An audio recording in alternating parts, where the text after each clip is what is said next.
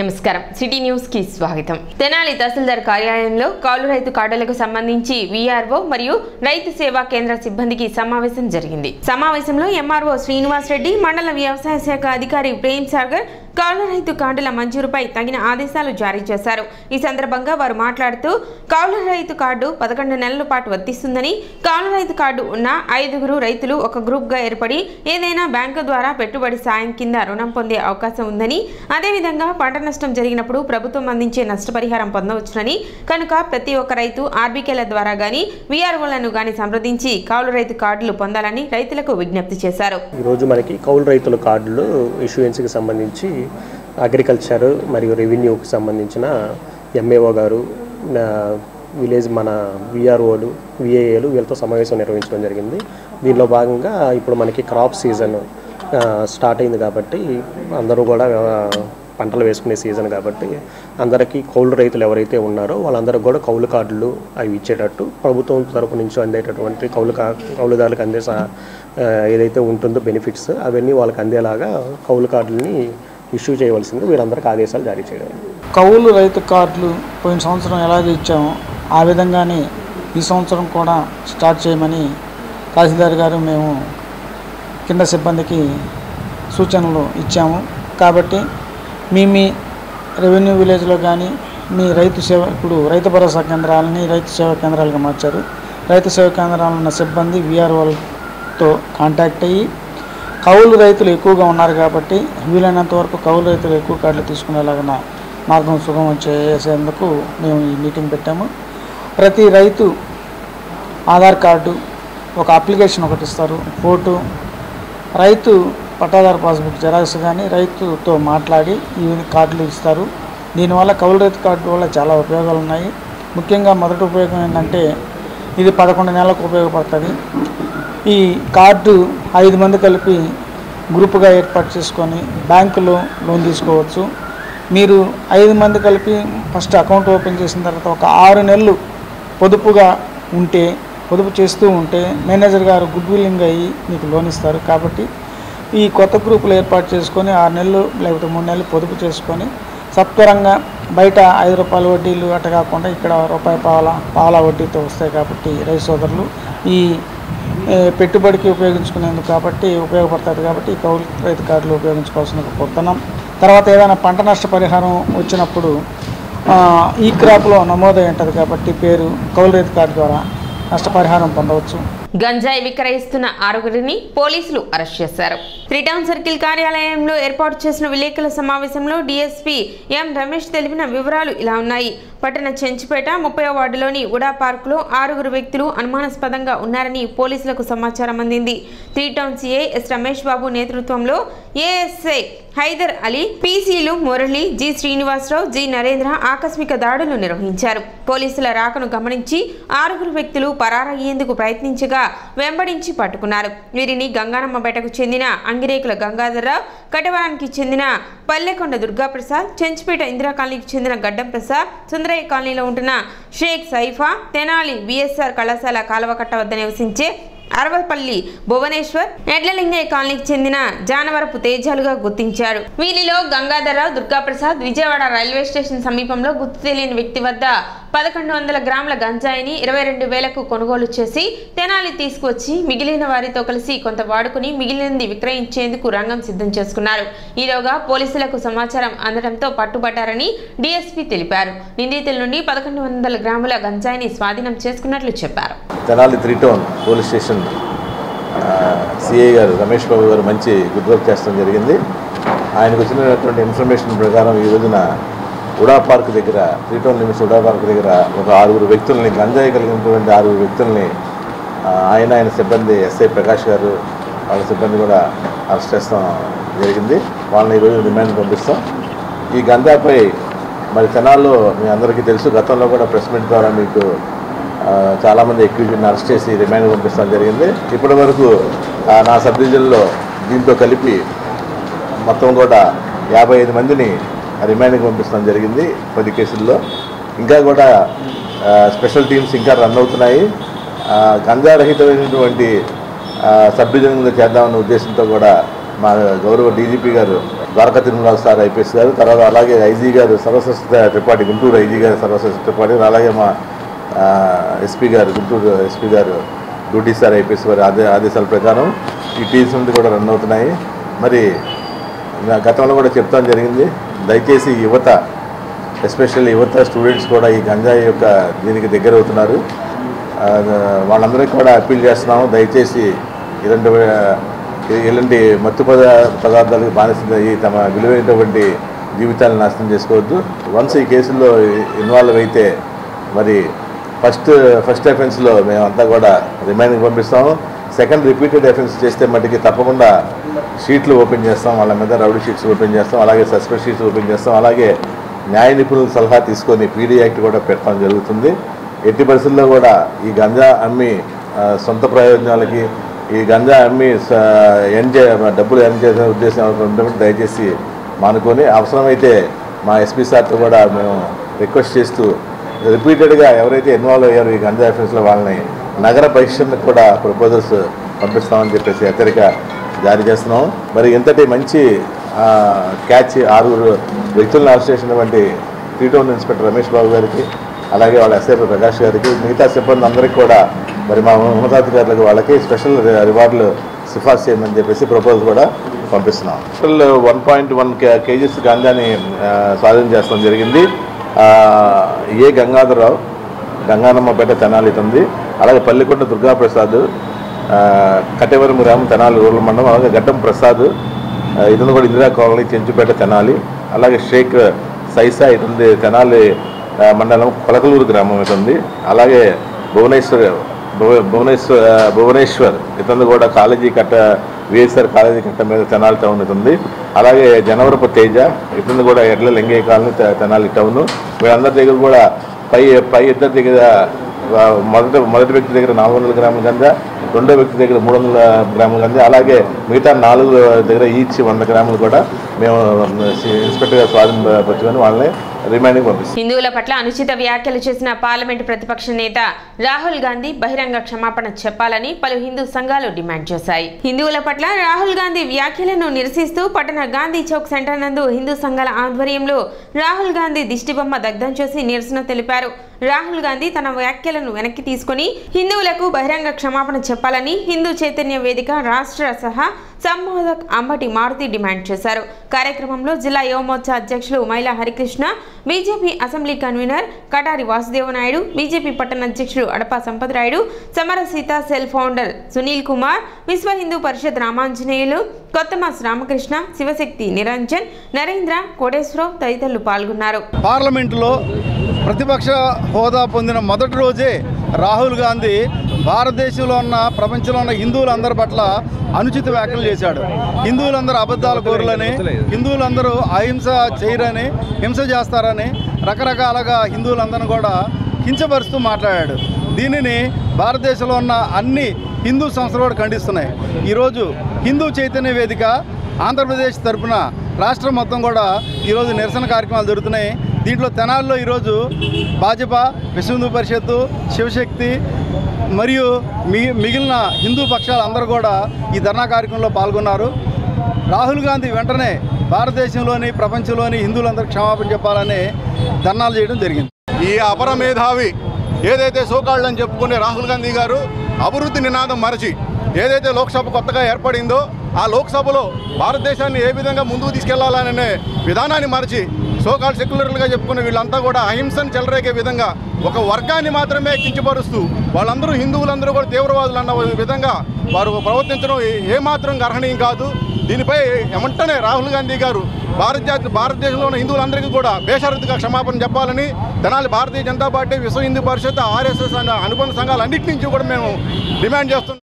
భారతదేశంలో ఉన్న ప్రతి ఒక్క హిందూ మనోభావాలు దెబ్బతినిపోయాయి. ఎందుకంటే నిన్నట రోజున భారత పార్లమెంట్లో మన భారతదేశంలో ఉన్న ప్రధాన ప్రతిపక్షంగా చెప్పుకుంటున్న బాధ్యతగా తీసుకున్న రాహుల్ గాంధీ నిన్న హిందువులందరూ కూడా హింసావాదులని పార్లమెంట్ సాక్షిగా చెప్పడం ప్రతి ఒక్క హిందూ హృదయం నిన్నటి నుంచి చాలా ద్రవించిపోయింది. ఎందుకంటే ఏ హిందువు కూడా ఎప్పుడూ కూడా ఏ రోజున కూడా ఎటువంటి దాడి చేయలేదు, ఏ హిందువు కూడా ఎప్పుడూ కూడా ఎవరిని కూడా హింసించలేదు. కానీ ఈయనకున్న ఇటువంటి ఆలోచన విధానం, ఈ దేశంలో పుట్టి ఈ దేశంలో పెరిగి ఈ దేశంలో ఉన్న హిందువులను చూసి హిందువుల్ని ఈ విధంగా విమర్శించడం చాలా దారుణమైన అంశం. ఈ విషయాన్ని భారతీయ జనతా పార్టీ తీవ్రంగా ఖండిస్తుంది. యావత్ హిందూ సమాజానికి క్షమాపణ చెప్పాలి. క్షమాపణ చెప్పకపోతే హిందూ సమాజం యొక్క చైతన్యం ఎలా ఉంటుందో, హిందూ సమాజం యొక్క ఆలోచన విధానం ఏ విధంగా ఉంటుందో ఆయన చవిచడవలసి వస్తుంది. దాని అన్నిటికీ కారణం ఆయన అవుతాడు. కాబట్టి పౌర సరఫరాల శాఖ మంత్రి నాదెండ్ల మనోహర్ తెనాలి ప్రభుత్వ వైద్యశాలను సందర్శించారు. వైద్యశాల మొత్తం తిరిగి రోగులకు అందుతున్న వైద్య సేవలపై క్షేత్రస్థాయిలో పరిశీలించారు. తెనాలి నుంచి గుంటూరు జిల్లా ప్రభుత్వ వైద్యశాలకు రోగులను తరలించే పరిస్థితి ఇకపై ఉండకూడదని వైద్యులకు సూచించారు. కొన్ని సర్వీస్ కేసులు గుంటూరు జిల్లా ప్రభుత్వ వైద్యశాలకు తరలించడాన్ని తగ్గించాలి. దానికి కావాల్సిన అవసరమైన సాంకేతిక పరికరాలపై దృష్టి సారించాలి. ఏమి కావాలో నా దృష్టికి తీసుకురావాలని ఆసుపత్రి సిబ్బందికి సూచించారు. తొలుత తల్లి పిల్లల విభాగాన్ని ఆయన పరిశీలించారు. అనంతరం వైద్యశాల బయట పరిసరాలను పరిశీలించారు. శానిటేషన్ పట్ల అసహనం వ్యక్తం చేశారు. సూపరింటెండెంట్కు పలు సూచనలు చేశారు. అదేవిధంగా నూతనంగా నిర్మిస్తున్న ఐసీయూ విభాగాన్ని సందర్శించారు. అనంతరం వైద్యులతో సమావేశమయ్యారు.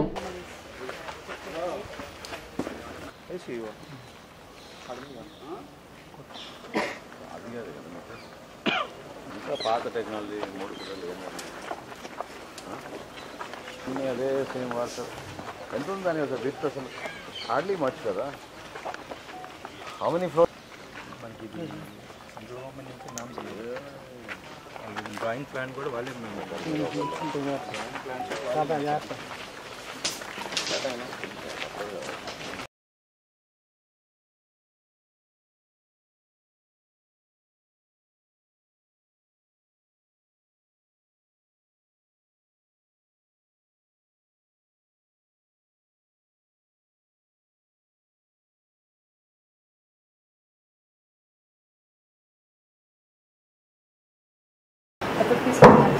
అలాంటి కాంప్లైంట్స్ లేకుండా మనం దాన్ని ఎక్స్ప్లోర్ చేసి నేనేమంటానంటే వినండి ఒక నిమిషం.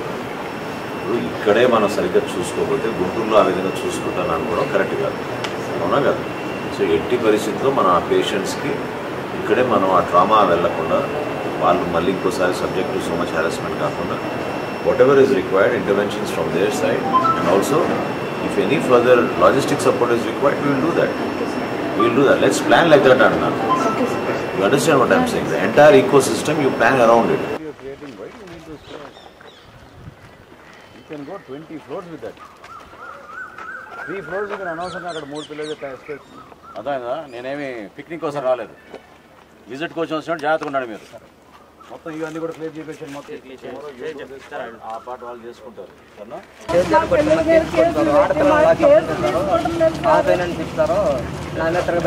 ఇక్కడ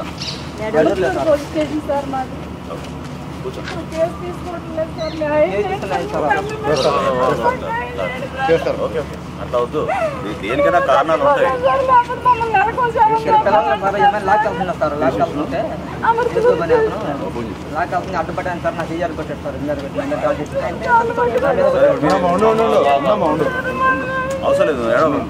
చాలా రోజుల తర్వాత అధికారికంగా నాకు ఎంతో స్ఫూర్తిని కల్పించే అంశం, అదేవిధంగా ఒక తపనతో పనిచేయాల్సిన బాధ్యతగా నేను భావిస్తాను మన ప్రభుత్వ ఆసుపత్రి గురించి.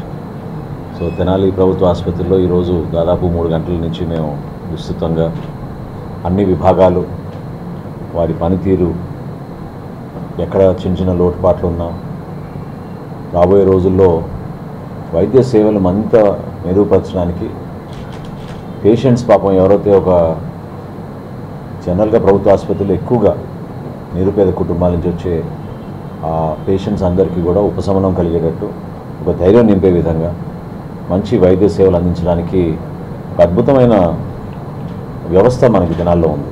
నిజంగా చాలా గర్వపడాలి మనం. ఇక్కడ చేయాల్సిన కొన్ని కార్యక్రమాలు, కొన్ని సివిల్ వర్క్స్ గురించి కూడా ఈరోజు పర్యటించి చెక్ చేసాం. ప్రభుత్వం ప్రస్తుతం మనకున్న 200 పడకల ఆసుపత్రితో పాటు తల్లి పిల్లల హాస్పిటల్ 100 పడకలు, వీటితో పాటు నిర్మాణంలో మరొక 100 పడకల ఆసుపత్రి క్రిటికల్ కేర్ కోసం. ఎమర్జెన్సీ ట్రామా, అదేవిధంగా కొన్ని క్రిటికల్ ఎమర్జెన్సీస్ కోసం కేంద్ర ప్రభుత్వం నుంచి వచ్చిన ఒక గొప్ప అవకాశం. భవన నిర్మాణం కూడా మరింత వేగవంతం చేయమని, సంవత్సరం లోపే పూర్తి చేసే విధంగా చర్యలు తీసుకోమని అధికారులందరూ కూడా నేను కోరడం జరిగింది. అక్కడ దాదాపు మనం 16 కోట్ల రూపాయలతోటి మనం భవన నిర్మాణం చేసుకుంటే కొంచెం సమయం పట్టినా సరే ఇంకొక 30 కోట్ల రూపాయలతోటి ఒక అద్భుతమైన పరికరాలన్నీ కూడా తీసుకోవచ్చు. ఈ ప్రాంతంలో ఎక్కడ లేని విధంగా మన తెనాలి ఆసుపత్రిని తీర్చిదిద్దే విధంగా మేము అందరం కూడా ఒక బాధ్యత తీసుకుంటాం. దురదృష్టక పరిస్థితి ఏంటంటే రాష్ట్రంలో ఖజానా ఖాళీ అయినట్టు ఇక్కడ కూడా మనకి హాస్పిటల్ డెవలప్మెంట్ సొసైటీ మనకు ఉన్న ఫండ్స్ రూపాయి కూడా లేవు ఇక్కడ.